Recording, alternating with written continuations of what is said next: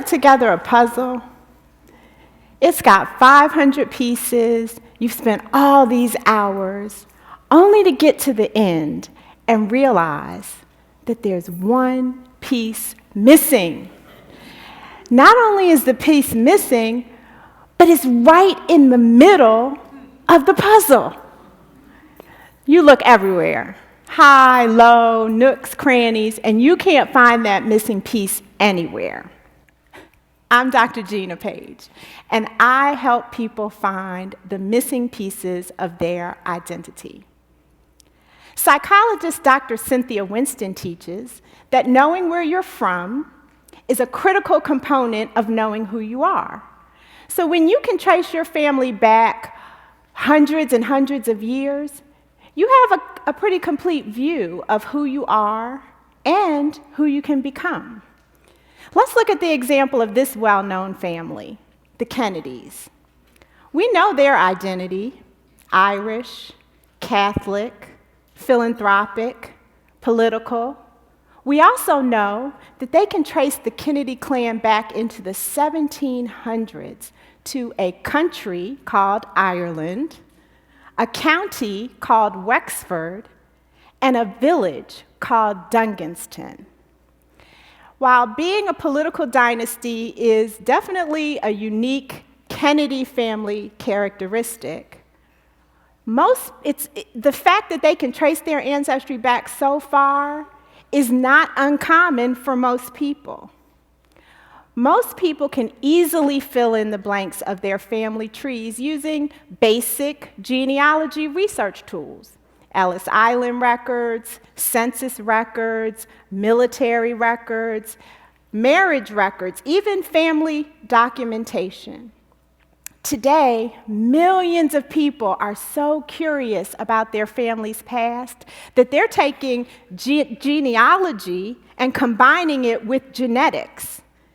This approach enables them to find even more missing pieces of their family's puzzle and solidifying their identities with precision and accuracy. I'm talking everything from finding distant and not so distant family members, to the town that an ancestor lives in, to health traits based on ancestry. But what if your forefathers and foremothers didn't come through Ellis Island or Plymouth Rock? What if they weren't recorded as human beings until the late 19th century? What if it was illegal for them to get married or to read or write? Where do you begin without those pieces? 50 million Africans were stolen from their homes over the 250 years of the transatlantic slave trade. By most accounts, fewer than 10 million of them survived that horrific middle passage from Africa to the Americas and the Caribbean. Life as they knew it was completely erased. Today, if you're an African American, you don't know your family's original surname. You don't know your native language. You don't know the African village, country, or ethnic group that you come from.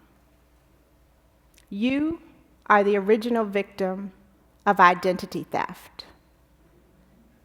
And so genetic ancestry testing becomes the only way for people of African descent to fill those identity voids that history has created. And it uses the one thing that can't be stripped from you: your DNA. So let me tell you how genetic ancestry testing works. Step 1, you swab the inside of your cheek or you spit in a tube. That's how you collect the DNA. Step 2, you send that DNA sample to a lab. Step 3, the lab compares your DNA sample to DNA samples from all over the world to look for a match or your missing piece. So now, if you're European and you're searching for your European roots, you want to compare your DNA sample to as many European DNA samples as possible, right?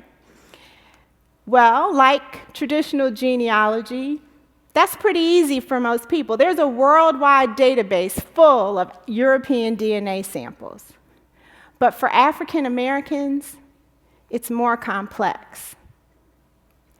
If you're researching your African roots, then you want to compare your DNA sample to as many African DNA samples as possible. So let's look at what happens when 12-year-old Peyton has to do an ancestry project for school. Her classmates' reports are going to go back to Italy or the Philippines. She wants hers to go back before Jackson, Mississippi. So she can choose to send her DNA to this lab.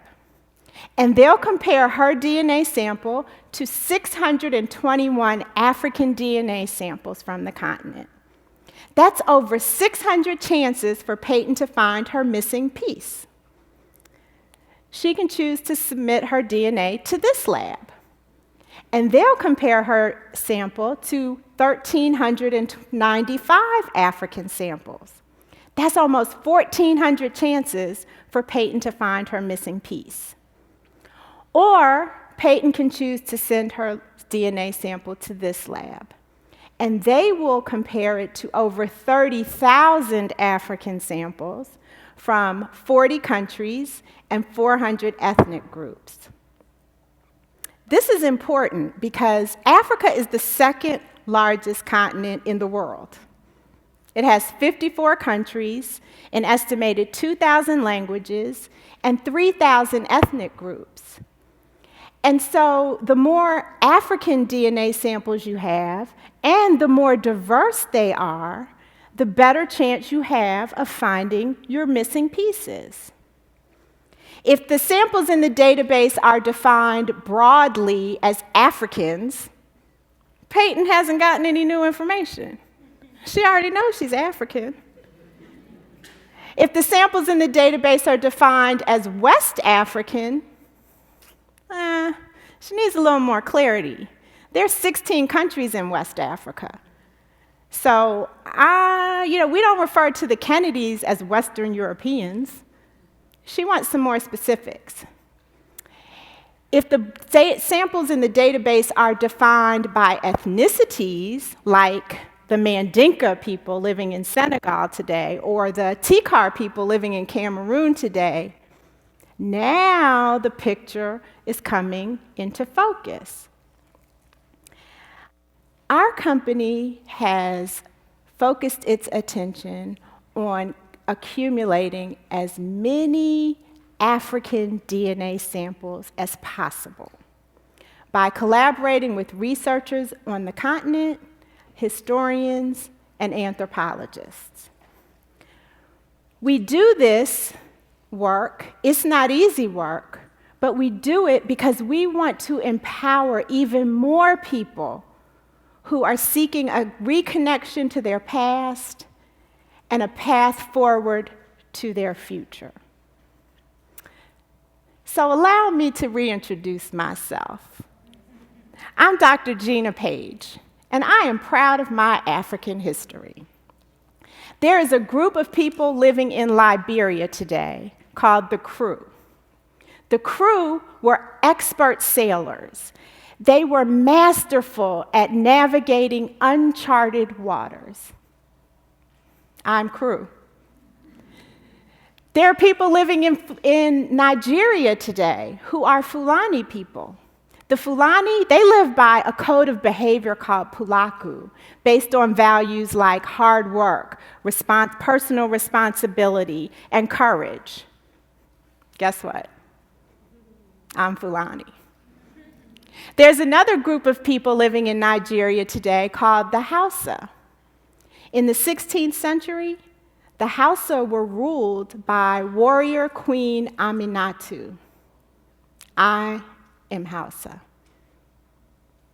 Like other African Americans, I'll never learn the names, birth dates, pedigrees of my family beyond a few generations. those missing pieces to my puzzle are permanently lost. But ancestry has power, and it lives within our DNA. Whether your roots are in Africa, Asia, or Europe, knowledge of ancestry is a birthright that each and every one of us has. So I encourage you to discover your ancestry, discover your power. It will help us all reach our potential as individuals and human beings. Thank you.